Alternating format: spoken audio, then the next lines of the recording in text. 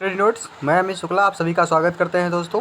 BA प्रथम semester के छात्र छात्राओं के लिए ये अध्याय चौथा यानी कि जो प्राचीन इतिहास का चल रहा है कोई आपका सब्जेक्ट, वो आपका सिलेबस आपका चल रहा है अध्याय 4 का आपका दूसरा वीडियो। यानी पहली वीडियो मैंने आपको बताया था, उसमें सारी चीज़ें बताई थी कि उनमें कौन कौन से प्रश्न आपके क्वेश्चन में ज़्यादा पुटअप होते हैं और कितने क्वेश्चन आपके सबसे ज़्यादा इसमें पूछे जाते हैं। तो ये आपका जो अध्याय चौथा चल रहा है कि सीरियल वाइज आपको समझने के लिए मैंने एक एक पॉइंट आपको बता रहा हूँ, तो जिससे कि आप लोग को कोई दिक्कत ना आए। और सबसे बड़ी बात ये दोस्तों आपके कि आपको एक यानी कि बात करें तो आपको बैक टू बैक क्लासेस चल रही हैं। इसमें आपका महत्वपूर्ण सबसे अच्छी बात रहेगी, क्योंकि इसमें आपका जो मेडिटेशन होता है वो आपको कभी इस तरीके से नहीं होगा कि हमारा सिलेबस पूरा नहीं हुआ है, हमें किस तरीके से तैयार करना है। तो ये चीज़ें आपको अब कभी भी दिक्कत नहीं आएगी।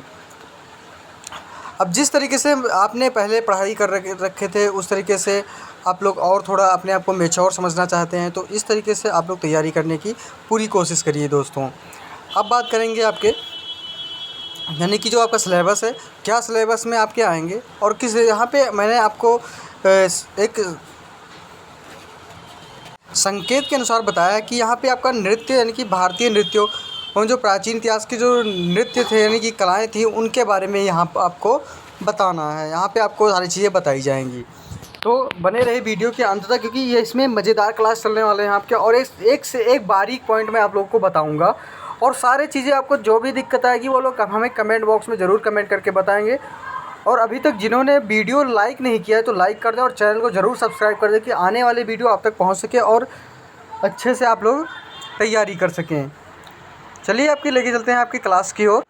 ये आपका दूसरा प्रश्न, भारतीय पुरापाषाण संस्कृतियों की प्रमुख विशेषताओं की विवेचना की, यानी कि जी पुरापाषाण संस्कृतियों की जो उसकी प्रमुख विशेषता है उसके बारे में यहाँ पे आपको लिखना है। तो क्वेश्चन अच्छा है और बड़ा लाजवाब क्वेश्चन है और ये सबसे ज़्यादा क्वेश्चन आपके पेपर में पूछा भी आता है। आप लोग फर्स्ट ईयर का पेपर उठा के देख लो, ये सारे क्वेश्चन आपके मिल रहे हैं। तो अब क्या चलते हैं, इसमें आपको मैं बताऊँगा कि मनुष्य ने अपने जीवन का सबसे लंबा समय यानी कि पुरापाषाण युग के अंतर्गत व्यतीत किया है। इसी पुरापाषाण के समय प्रकृति से संघर्ष कर जीने की कला सीखी, यानी कि इसी पुरापाषाण के समय में यानी कि प्रकृति से ही संघर्ष करके इन्होंने जीवन जीने की कला सीख लिया। पुरापाषाण युग को क्रमशः पूर्ण यानी कि पूर्व पाषाण युग, मध्य पाषाण युग तथा उत्तर पाषाण युग में विभक्त किया गया। यह विभाजन पत्थर के हथियारों का व्यवहार में लाने के आधार पर किया गया है। पुरापाषाण काल में मनुष्य समूहों में रहता था तथा शिकार आदि के द्वारा भोजन संग्रह करता था। इस युग में उनके हथियार पत्थरों के बने होते थे। इनमें से कुछ इस प्रकार के थे: हाथ की कुल्हाड़ी, खंडक, उपकरण, कोर, फलक, खुरचनी, बिंधनिया, ब्यूरन, छिद्रक आदि। इस संस्कृतियों के अवशेष सोहन घाटी तथा दक्षिण भारत में मद्रासियन संस्कृति यानी महाराष्ट्र, कर्नाटक, आंध्र प्रदेश, यानी कि मध्य प्रदेश, बिहार आदि जगहों पर पाए गए हैं। मध्य प्रदेश में भीमबेटका तथा कश्मीर तथा बुरजाहों में से पुरापाषाण युग की गुफाओं के अवशेष मिले हैं। इस समय मनुष्य भोजन संग्राहक तथा इस समय कला तथा धर्म के प्रति अभिरुचि बढ़ी। नक्काशी और चित्रकारी दोनों रूपों में कला व्यापक रूप में देखने को मिलती है। भीमबेटका की गुफा से उत्तर पाषाण कालीन गुफा चित्र मिले हैं। ये चित्र ऐसी अंधेरी गुफाओं में पाए गए हैं जहाँ प्रकाश पहुँचना कठिन है, यानी कि ये ऐसी जगह पे पाया गया है जहाँ पे प्रकाश कभी पहुँच ही नहीं सकता है। यानी कि मध्य पाषाण युग में जो बर्फ़ की जगह यानी घास से भरे मैदानों एवं जंगल उगने प्रारंभ हो गए हैं। इसी युग में यानी कि खरगोश, हिरण, बकरी आदि जानवर पैदा हुए।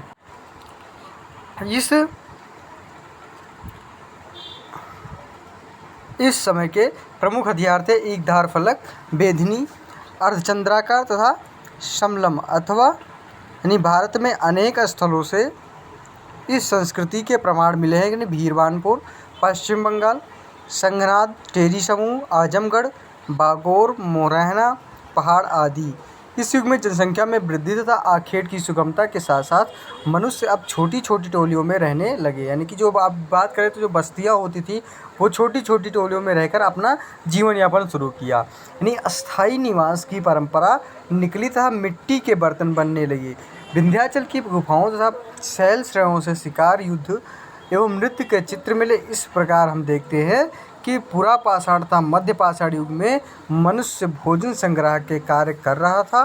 भारतीय उपमहाद्वीप में कई जगहों पर पुरा पाषाण तथा मध्य पाषाण संस्कृति के अवशेष मिले हैं।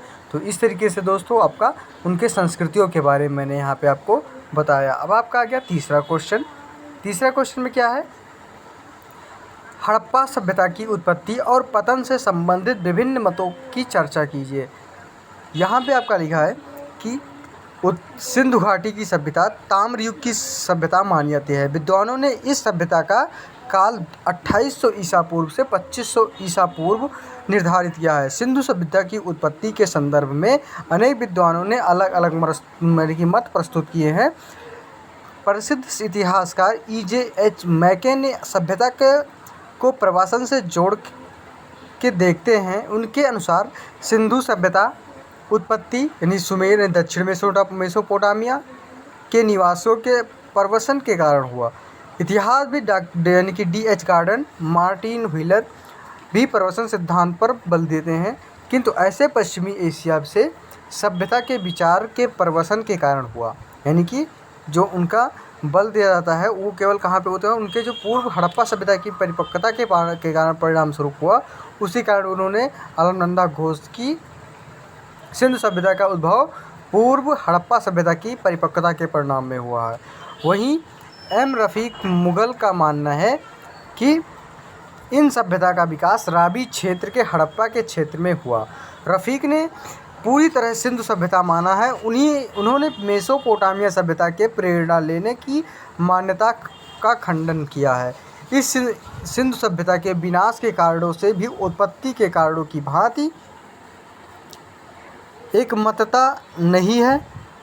विनाश के कारणों की कल्पना और अनुमान ही किया जाता है। कुछ कारण निम्नवत हैं। कौन कौन से? नंबर 1 आपको बताऊंगा। इसमें कुछ विद्वान भयानक बाढ़ से इस सभ्यता का विनाश का कारण मानते हैं। जलवायु परिवर्तनों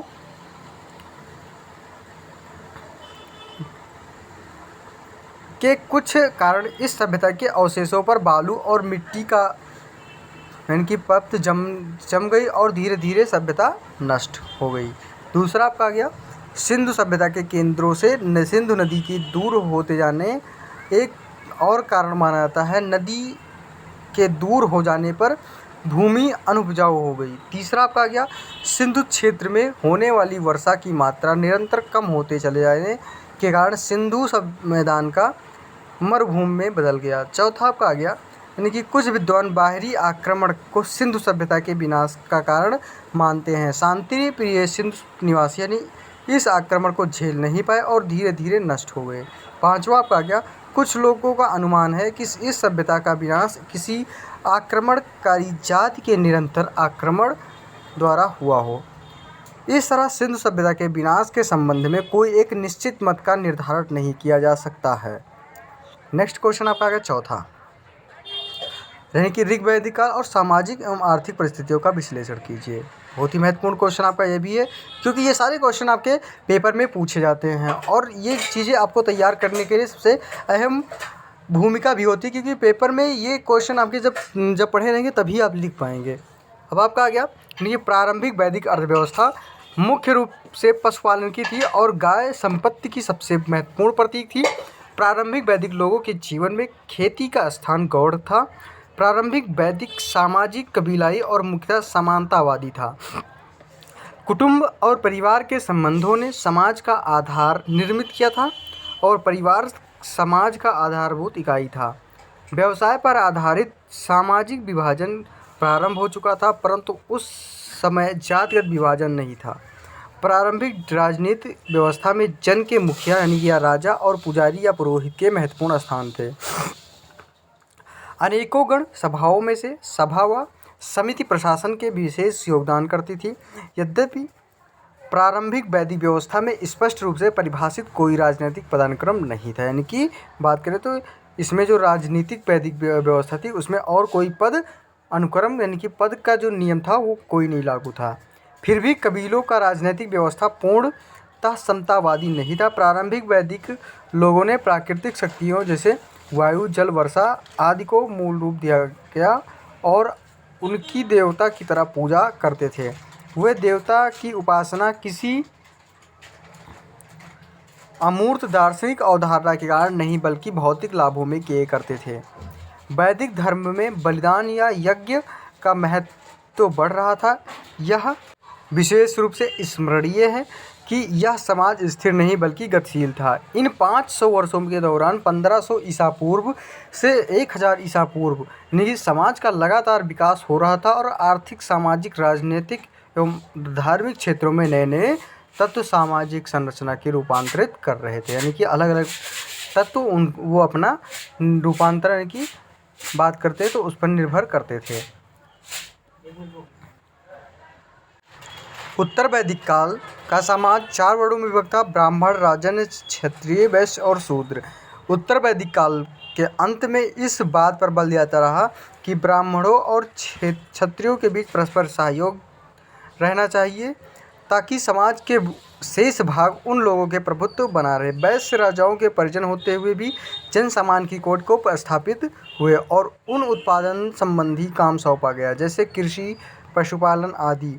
राजा जो राजन्य क्षत्रियों का अगुवा था, अन्य 3 वर्गों पर अपना प्रभुत्व जमाए रखने का चेष्टा रखता रहा। सामान्यतः उत्तर वैदिक कालीन ग्रंथों में 3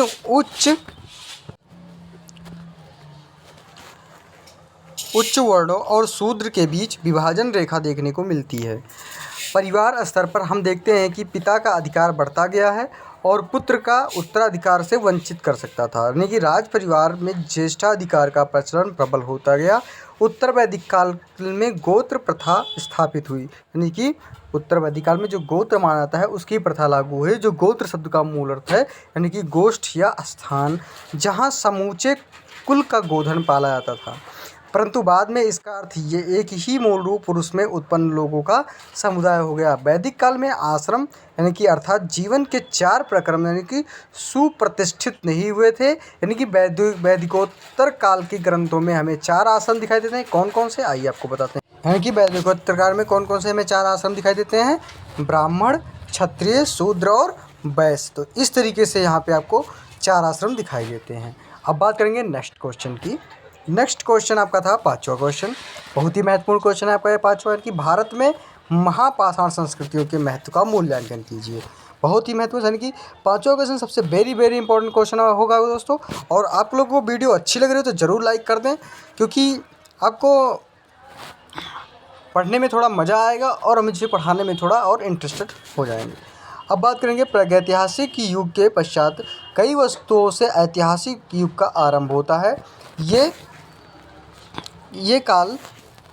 हैं काल वाले यानी कि फाल वाले हल से खेती करने वाले ग्रामीण समुदायों का बड़े पैमाने पर बसना, राजतंत्र का गठन, सामाजिक वर्गों का पनपना, धातु के सिक्के का प्रयोग, लेखन कला का प्रचलन, लिखित साहित्य का आरंभ। इनमें से कोई भी बात भारतीय प्रायद्वीप के कावेरी डेल्टा अंचल से ईसा पूर्व यानी कि 2री सदी तक नहीं पाई जाती है।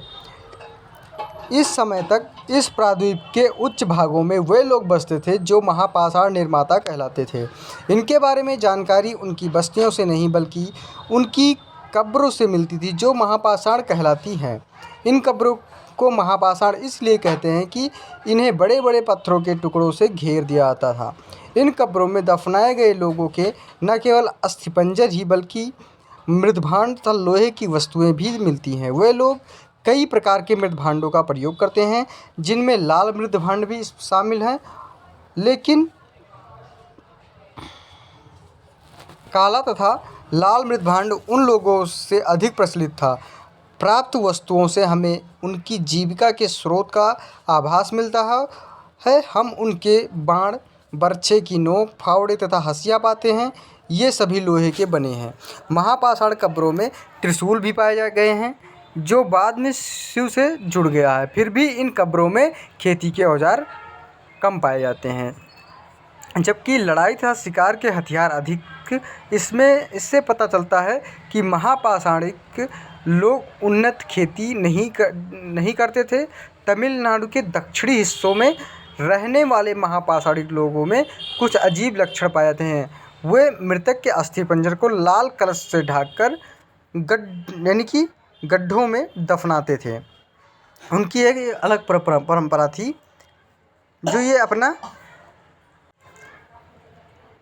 दफनाते थे। महापाषाणिक लोग धान तथा रागी उपजाते थे, परंतु उनकी खेती बहुत कम ज़मीन पर होती थी। तो इस तरीके से दोस्तों आपका पाँचवा क्वेश्चन था। दोस्तों वीडियो अच्छी लगी हो तो लाइक कर दें और चैनल को ज़रूर सब्सक्राइब कर दें। अगर कोई भी दिक्कत आप लोगों को आई हो तो हमारे कमेंट बॉक्स में ज़रूर कमेंट करके बता सकते हो। और जो भी आपको जिस सब्जेक्ट का आपको नोट चाहिए वो लोग हमें ज़रूर कमेंट बॉक्स में बताइए, मैं आपको ज़रूर प्रोवाइड करवाऊँगा। और इसका आप लोग को अगर PDF चाहिए तो हमारे YouTube के डिस्क्रिप्शन बॉक्स में नीचे लिंक दिया गया है टेलीग्राम चैनल का, उससे आप लोग जुड़कर PDF प्राप्त कर सकते हैं। दोस्तों इसी के साथ मैं अगली वीडियो के साथ ज़रूर उपस्थित होऊंगा। धन्यवाद दोस्तों।